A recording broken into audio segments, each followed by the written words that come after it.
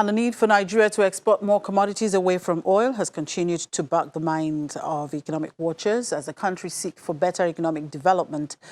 With the recent signing of the African Continental Free Trade Agreement, many have called for more attention to the non-oil export sector.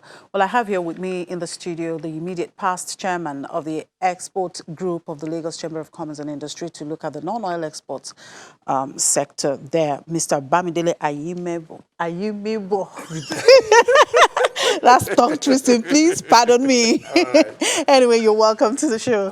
All right, now could you do a general assessment of the Nigerian oil, non-oil export sector, looking at it against the background of the imperative of economic diversification? The non-oil export sector in Nigeria has been, in my opinion, stagnated. We've not really grown as much as we should because it's still under 10%. Last year was about 6.2%.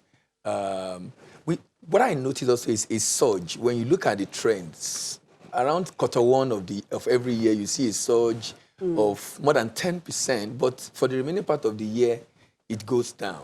And what is driving that has been some manufactured goods that Nigeria is exporting mainly to African countries. So in the light of diversification, I think we should also de-emphasize diversification into other commodities, but rather diversification into manufactured goods, which we're already doing anyway to the West African and African countries. So it's not like we're just starting. If you check the indices, data rather, of all the export done from Nigeria, we do more of commodities to Europe and America, Europe and Asia, and do a lot of manufactured goods to Africa. So in my opinion, I think we are getting ready and prepared for AFCFTA. There are a lot of debate around that, probably we'll be talking about later on, but it's good, it's very important for us to diversify, but we should also be careful in our diversification so that we don't still diversify into agri that we've done for so many years.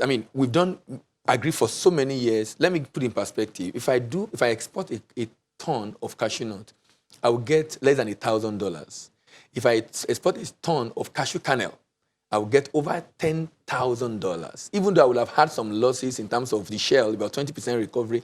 But when you check it at the end of the day, we'll have created a lot of jobs locally and I will still be more profitable. So we should not just talk about diversification into other commodities, but diversification into value-added and manufactured goods. Now, you talked about, of course, the signing of the AFCFTA. Now, what do we really have to export? You're talking about the agricultural commodities. Now, do we really have enough to export? You heard our guest there on the commodity talking about the steel. What is our potential in some of these areas? We have a lot to export in that AFCFTA. We actually had to do, I did an analysis just to check what are the products that African currently import that Nigeria currently produce. And I found out about 90 products. Just desktop research of what we currently produce, some of which are already exporting out of Nigeria. So some of them are commodities, few commodities like crude and the like, and was maize and the like. But the number of products produced in Nigeria today that we can export. What has happened over the years is we've not been able to, we are not thinking, many people producing those products are not thinking of export. And I think that's been the challenge. So now that we have signed AFCFTA, it should now be a deliberate effort to begin to educate those manufacturers through the organized private sector and, of course, through media outlets like you to be able to encourage them to begin to consider the advantage we have in AFCFTA. But we already have enough product, in my opinion, that we can export based on what African currently import that Nigeria produce. Can you share with us some of those products that you were able to research? You know Nigeria already exports cement, right? And we produce cement in Nigeria. Now, recently also we had issue with this meat issue. Can you remember when we were having issue with the what was the name? With the Ruga. And it was about to be now. And I discovered that bovine, which is what was the name? Cow meat, is a major item being imported into Africa, from antibiotics to pharmaceuticals to cement to plastic products to a lot of manufactured goods that Nigeria currently produces that can be exported. By the way, Nigeria already exports this item. What I'm trying to say is that we should now expand the basket beyond the few things we currently export into that region.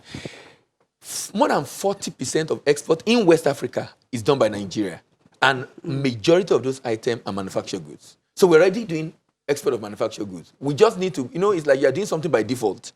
You now must begin to do it deliberately and compulsorily. And that would mean media houses, government, getting people educated about it to be able to begin to see the need to drive it.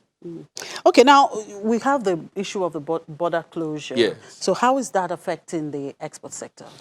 It's affecting the export sector seriously. I did an analysis also just last week looking at what has Nigeria, this last year Nigeria exported good worth about 62 billion according to MBS. Now, 62 billion and the export within Africa, which is mainly done by road, is about 12%.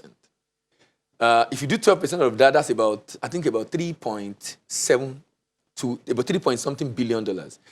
A quarter of that, because the border have been closed for almost 3 months now, is $9-something million. So another article that look, I think we are losing about $1 billion already because of the inability of a lot of exporters to ship. But what exporters are beginning to do is people are beginning to see the need to. I mean, you can't sit down and just lie low. You have to pay salary. You have to pay your bill. You have to free obligation to the bank. So people are now shipping by sea. Remember, sometimes when we talk about border closure, it's just the land border that is closed. Like I said, it's just about 12% of the trade. So we say so exporters that are exporting to West Africa can actually go through the seaports. People are shipping by sea. Okay. What has happened in the past is that it's a lot easier to do, especially those that are doing informal export, to ship by road.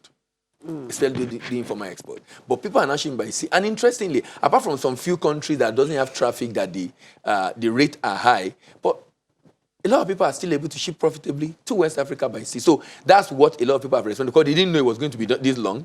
But some people have even lost some of the contract they have, having a lot of issues. But now people are beginning to consider shipping by sea. So they're making an inquiry from the shipping line. Okay, how much will you take us to Ghana, to Togo, to Benin? So a lot of people are beginning to explore that option. Okay. Now, still taking you back to the Africa Continental Free Trade Agreement that was signed. Just yesterday, we saw in the news about AfriExim.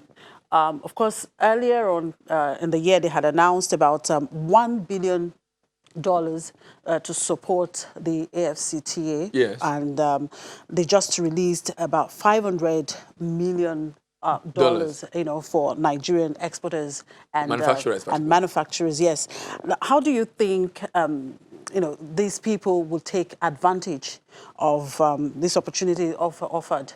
Now, I think I don't know what the objectives are. I know it's to support AfCFTA, but the detail I'm not privy to. But my suggestion would be free trade agreements all over the world that have failed or have not been able to accomplish objective are mainly be due to the fact that communication of the message of that agreement and the benefit of that agreement to the business people that should use it has been very poor. And this is not just in Africa. If you check in Africa, from SADC to COMESA to ETLS in ECOWAS to even other Asian countries, I think it's the Europeans that have been able to really maximize the benefit of AfCFTA. And in the Asian, it's China that has been able to maximize the benefit of this kind of agreement. So I am of the opinion that we must do aggressive, the kind of publicity we had during the campaign that you know who is contesting. That's the kind of publicity we need to do. If we don't publicize, I go to different events, and each time I'm talking to people, I say, I'm not aware of AfCFTA, 10%, 15%. These are people that are supposed to use it. They're not even aware it exists.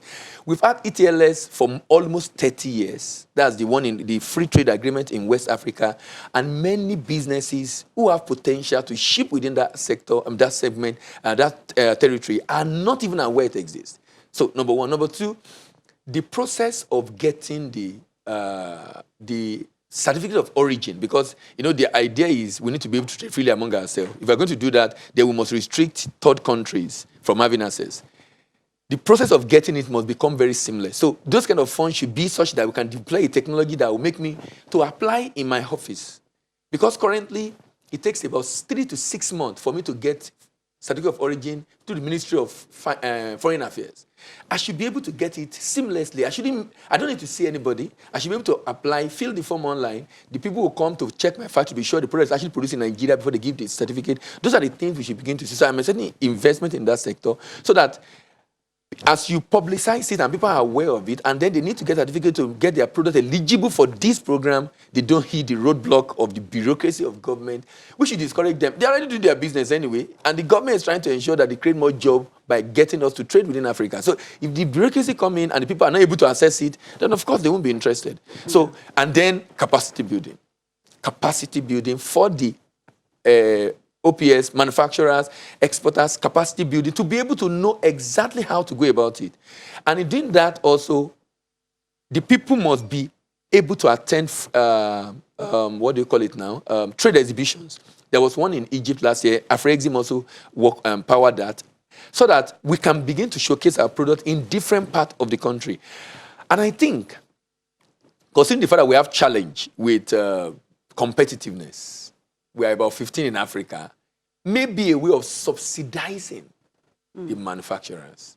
Whatever support government can give to be able to ensure that when they begin to ship this product, they are also very competitive. So I think those are the things they should be looking at with those kind of funds. Now, the border closure, does it have any implications for this AFCFTA? AFCFTA. Yeah. In my opinion, it doesn't. And here is why I think it doesn't. The trading of this program, of this AFCFTA, will start around July, August next year. So I'm expecting that government doing this now is timely, is better, so that we can correct every issue we have with our neighbor before trading starts. So I think, even though I might have some concern with the way government went about it, I think it was imperative. The reason behind it were very much necessary, and it's good it's happening now, so that by the time we start trading, we probably will have resolved the issue with Benin and the Nigerian Republic. So I don't think it will affect it. Okay. As long as it doesn't extend to that time. And I think government will not make that happen. All right, talking about encouraging export, I know that the Central Bank had opened an online portal for exports. How is that performing? How much value is the portal adding to that? You know, if you look at government plans, there are good intentions. Sometimes implementation is not a challenge. Now, I'm of the proponent of this portal that we've had automation of import processing since 2013, but we've not done for export. Now, immediately I've been able to find the will to get it done. However, many exporters were not even aware that this was coming.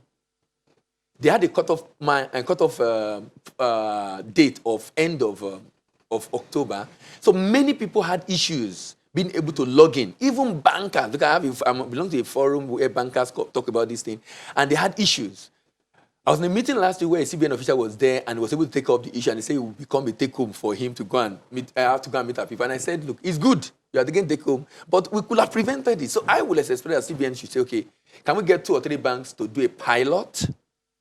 While we are still processing our paper, we do pilot so that all the teething problem can be taken care of. So we do both paper and automation. And then maybe within 2 weeks, 3 weeks, we can then move everybody to the automation of the platform. But for me, it's a good idea. It's a brilliant one. If they're able to implement it the way we suggested, maybe we'll have been able to curb illegal, informal, and non-documented export out of Nigeria. Because the idea is for every export from Nigeria to be processed on it's called the TRMS platform, trade processing platform, a trade monitoring system platform. And if everybody is processing there, then we'll have been able to curb export of items that are not supposed to be exported in the first place, export or by people who are supposed to be in Nigeria for tourists, but they are doing business and they're able to export, talking about foreigners. So, and those are the things CBN is trying to do. And I think, for me, it's a good platform that will be able to help us achieve that. So data-wise, I think we'll be better off and for planning, and then more importantly, curbing illegal export. So what export incentives are currently in place, and how effective are they? The government came up with this. The one that is working is called the Export Expansion Grant, which was revised not too long ago. But they need to always source for funds from the government through the budget allocation to be able to pay this money. They had an issue. The people that already got this grant were supposed to do a reverse auction, which was not the initial plan, with the government to be able to have access to this. So I think government should really let us know exactly what they want to do with incentive. Every country that is really doing well in export have found a way to help their country, their countrymen, the manufacturers, to be able to do it effectively, considering the fact that, in trade, you are dealing with other countries that probably have a lot of facilities to themselves. Everything is going well for them. You're going to be competing with them. So, and we are having a lot of challenge with power, with this and that. So those incentives are things that are supposed to help individuals, companies. Some companies I heard in the past, when this the grant is about 30% of the FOB value, which is up to a profit. They even can export at cost, waiting for this as the way of getting profit. Meaning they're helping the country to generate foreign exchange. So that's the only one I know that is working. Okay. Yeah, Mr. Yumi, just before I let you go, you were talking about the export expansion grant. Now, there was a report recently that the export expansion grant was abused by some exporters. Yes. What's your view on that, and how can such abuses be checked? I think government should be doing more of pre-export incentive than post-export incentive. What has happened is that for me to be able to generate that incentive, I need to make some document available.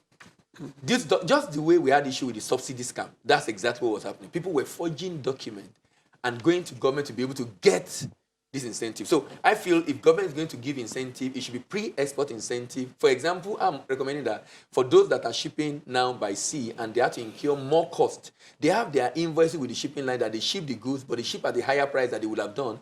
Government can subsidize that. That's the kind of incentive we should be seeing, than post-export incentive that people can easily forge documents to enjoy. All right, thank you for your time for coming on the program. Mr. Bamidele Ayemibo is the immediate past president of the Export Group of the Lagos Chamber of Commerce and Industry. Well, let's take a peep into the fixed income market. Ramat Baba, Chief Dealer Fixed Income at FBN Quest Merchant Bank, joins us now from the FMDQ Marketplace. Hello, good morning, Ramat. Good morning. Yeah, Ramat, we saw bearish sentiment in both segments of the fixed income market yesterday. What factors led to that? That's concerning the uptick in yields on treasury bills. Is that what you mean? Mm-hmm. Hello? Yes. Okay. So really there's been a lot of liquidity squeeze in the system, at least from last week Friday, thereabout. System liquidity is currently as low as about 50 billion. That low in recent times, because we've been having liquidity as high as 500 billion and above. So of course, everybody is selling off to free up some liquidity, and also coupled with the fact that there's going to be the CBN SMI retail on Friday, we should take out an additional about 400 billion. So people seem to be selling off to create liquidity for that. So pretty much that's what's been driving the treasury bills market. Everything has been majorly in response to liquidity. Okay. Now, it's a new trading day. How is the market shaping up today?